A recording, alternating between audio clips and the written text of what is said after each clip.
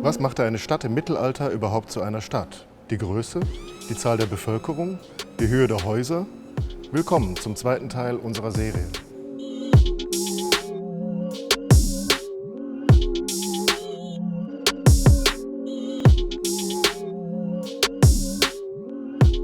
Was braucht eine Stadt? Natürlich eine Stadtmauer, vor allem um sich gegen angreifende Feinde verteidigen zu können. Ganz einfach. Die Stadt grenzt sich damit aber auch sichtbar vom Land ab. Wenn man durch dieses Tor ging, dann wusste man, okay, hier sind die Verhältnisse anders als draußen. Alle Städte hatten Mauern. Für uns ist es heute schwer vorstellbar, weil sie im Laufe der Zeit alle geschliffen, also abgerissen wurden. Auf vielen Grundrissen von Städten lässt sich der Mauerverlauf bis heute jedoch noch nachvollziehen. Vor allem dann, wenn dort Grünanlagen gepflanzt wurden.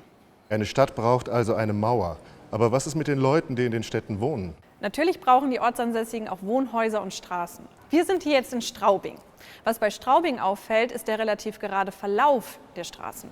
Das hat damit zu tun, dass Straubing geplant wurde. Andere Städte sind dagegen sozusagen aus Wildwuchs entstanden und haben daher unregelmäßige und verwinkelte Straßen.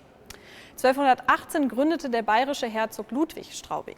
Dabei nutzte er eine bereits existierende Handelsstraße, auf die er den Marktplatz setzte und drumherum die Grundstücke plante. Auch die Stadttore befinden sich auf der Handelsstraße. Das war insoweit schlau gemacht, da jetzt jeder Händler, der diese Handelsstraße nutzte, durch die Tore durch musste. Und dafür mussten Steuern gezahlt werden. Wo Steuern gezahlt werden, muss es auch Gesetze geben. So auch in Köln. Anders als Straubing war Köln schon seit dem 13. Jahrhundert eine freie Stadt. Das heißt, sie besaß einen Stadtrat, der selbst frei entscheiden konnte. Dennoch unterstanden freie Städte weiterhin dem König bzw. dem Kaiser. Sie mussten sich bei ihnen Privilegien erbitten. Das konnten Marktrechte, Steuerbefreiung oder anderes sein.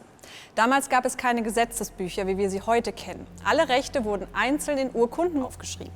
Und diese Urkunden mussten irgendwo aufbewahrt werden. Dafür nutzte man solche Kisten hier, die offen im Rathaus gezeigt wurden. Und welche Rolle spielte dabei das Schwert? Das Schwert hier repräsentiert das wichtigste Recht, das eine Stadt brauchte, nämlich das Recht der Blutgerichtsbarkeit. Das bedeutet, dass die städtischen Gerichte Verurteilte hinrichten dürfen. Und warum ist das wichtiger als das Marktrecht, mit dem man Geld verdienen kann? Weil im Mittelalter nur der Herrscher Recht sprechen durfte und damit eine Stadt nicht darauf angewiesen war, dass der Herr sich extra in die Stadt bequemt und so entscheidet, wie er das will, war es wichtig für die Stadt, die Gerichtsbarkeit selbst inne zu haben. Es ist vorne abgerundet. Daran lässt sich erkennen, dass es sich um ein Richtschwert handelt.